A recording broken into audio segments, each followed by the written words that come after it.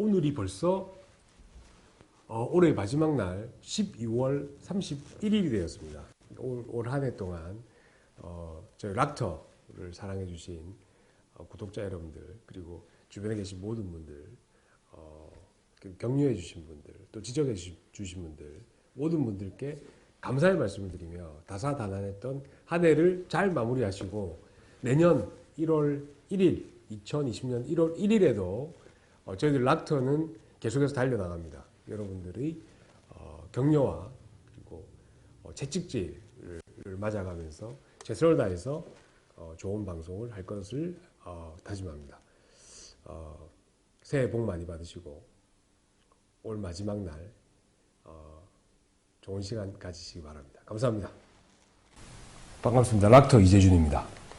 오늘은 이제 뭐 어쩔 수 없이 제왕절개를 해야 될 경우에 대부분의 경우 뭐 요즘은 거의 한 70~80% 정도 이상이 그 철학관이나 뭐 역술 하신 데 가서 날짜와 시를 뽑아 오시는 분들이 있습니다. 제왕절개 태어난 아기의 시가 과연 그게 진정으로 이제 자기 사주의 역할을 할 수 있는가에 대한 어떤 찬반 양론이 굉장히 심합니다. 사주 명리학의 관점에서 보면은 제왕절개의 시도 사실은 시로 인정해줘야 되지 않는가, 이런 어떤 의견들이 대부분입니다.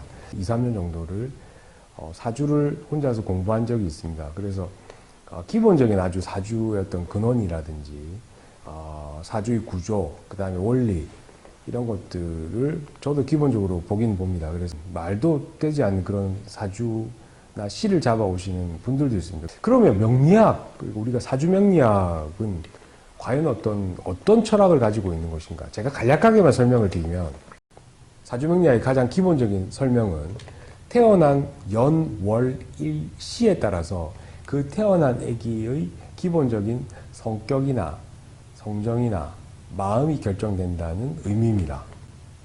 그러면 그 태어난 아기의 성격이나 성정이나 마음이 결정되는 게 뭐가 중요하냐?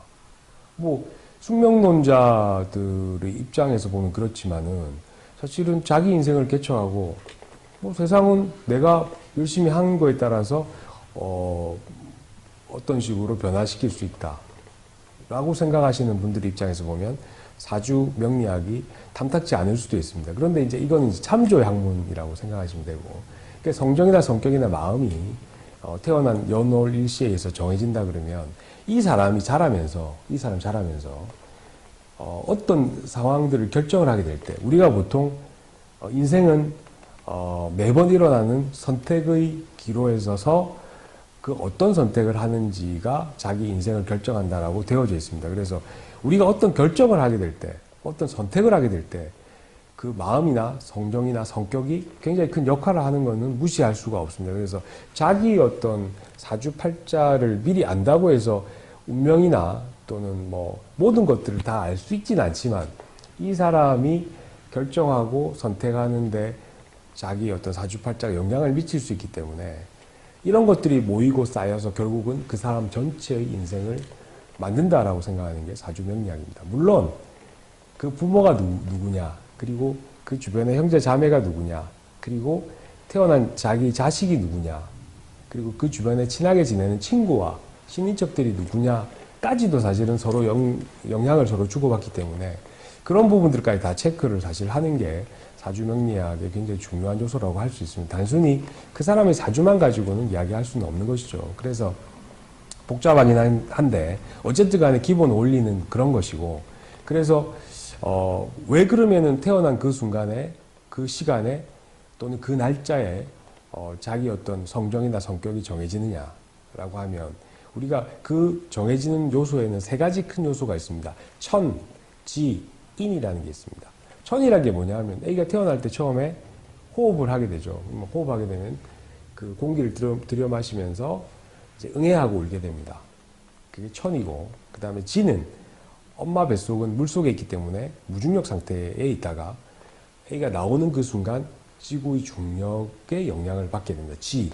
그리고 그 아기를 받아주는 분이 있을 거예요. 예전에는 산파였을 거고, 아니면 본인이 낳았던 경우도 있을 것이고, 요즘은 산부인과 선생님들이 아기를 꺼내주죠. 그래서 이 천지인이 동시에 일어나는 그 순간이, 즉 그 연월일시가 애기한테 굉장히 중요한 역할을 한다. 이렇게 이제 사주명리학에서는 이야기를 하고 있습니다. 그래서 이제 저는 예전에 사주를 공부하기도 했었고, 그리고 실질적으로 어느 정도는 제가 믿고 있는 편이기 때문에 말도 되지 않는 시가 아니다 그러면 사실은 제가 웬만해서는 수술 날짜 시간을 맞춰드리는 편입니다. 그런데 이게 우리가 보통 갑자, 을축, 병인, 정묘 이런 식으로 이제 60갑자가 돌아가기 위해서는 60번의 회전이 필요한데, 근데 수술을 만약 하게 되면 수술 무턱대고 할 수는 없지 않습니까? 뭐 너무 일찍 나와도 안 좋고 너무 늦게 나와도 안 좋으니까 보통은 38주에서 39주 사이에 날짜를 잡는데, 그럼 일주일밖에 되진 않죠. 그 일주일 안에 자기한테 맞는 시를 선택하기가 사실은 쉽지는 않습니다. 그래서 뭐 여기 시가 없으니까, 날짜가 안 되니까 더 한참 앞에 해달라, 뭐 더 뒤에 해달라 이렇게 하시는 분들도 있는데, 그러면은 이제 그 날짜에 못할 가능성도 있고, 또 하나 문제는 이제 밤이나 새벽이나 이런 때는 사실 산부인과 병원이나 모든 병원에서, 분만병원에서 사실 그 응급수술로 사주 날짜를 맞춰주지는 않습니다.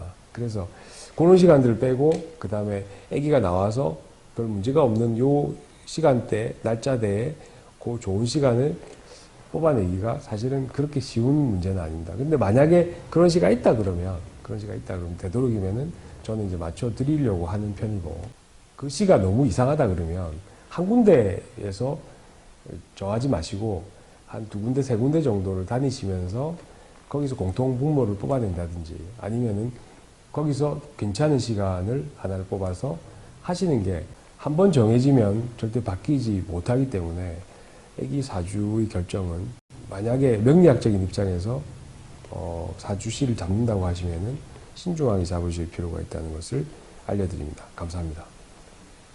여러분들 동영상 보시고 난 다음에 좋아요, 구독 눌러주시면 저희들 유익한 동영상 제작에 크나큰 힘이 됩니다.